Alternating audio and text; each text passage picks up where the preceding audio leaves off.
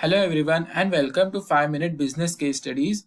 Today we are going to tell why India has found it hard to get a thumbs up from global credit rating agencies.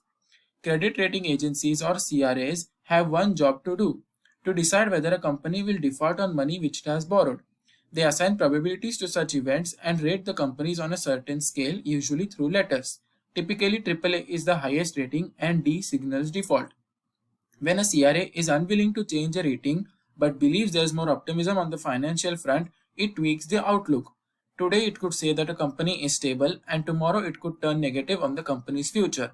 So, in effect, they could stick with the same rating but simply change the outlook in a bid to convey some change in sentiment. And like companies, countries are also assigned credit ratings and an outlook. Take India for instance. Moody has given the country a long term rating of Baa3.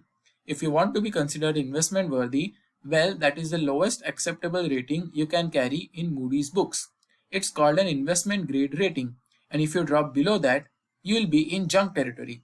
And no one wants to fall into that territory. Why is that, you may ask? Well, the lower your rating, the higher your cost of borrowing. Think of it like your personal credit score, the CIBIL score. If you don't have a top score, getting a loan is harder. Also, since you are deemed relatively risky, lenders will charge you a higher rate of interest. So, ultimately, the borrowing cost could hinge on the opinion of these CRAs. So, where does India stand in all of this? Unfortunately, India is at the bottom of the ladder. Fitch, Standard and Poor's all rate us with a BBB minus. We cannot get any worse rating than this. If it does, we'll fall in the junk status, and that's a pretty horrible place to be. Most investors have internal rules that prevent them from investing in countries in the junk territory. We'll lose out on the massive cash inflows from foreign investment. Now you can imagine that India is not very happy about this, and so they are trying to change the credit rating agencies' minds about the ratings they are giving to India. So, what is the concerns these credit rating agencies have about India? Well, the folks at Fitch do believe that India has strong growth potential. They agree that we are one of the fastest growing economies in the world, but they are also worried that our debt levels are too high. And when we borrow money to pay interest on it too, 27% of our revenue goes towards meeting these obligations. On the other hand, the other median ratio for BBB rated peers is just 7%. So it's putting on our government finances, where we spend more than we earn from taxes, which isn't praiseworthy either. Also, Fitch doesn't quite believe the promises the governments make during budget speeches.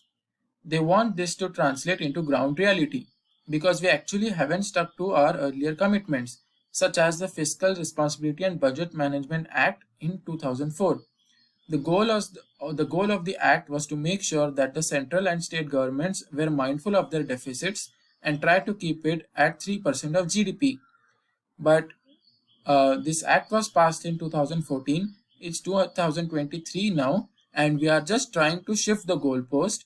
We have amended the act to make it from 3% to 4.5%, and we are still not close enough to achieve this.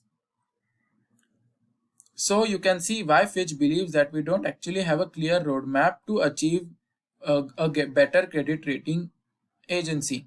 Their contention is that the only way India can get there is if we cut our expenditures. But there is a problem here. The GDP of a country is driven by three things: consumer spending, government financing, and private company investments. And at the moment, private investments have been lackluster. So government has no option but to keep spending in the hope that it can propel growth.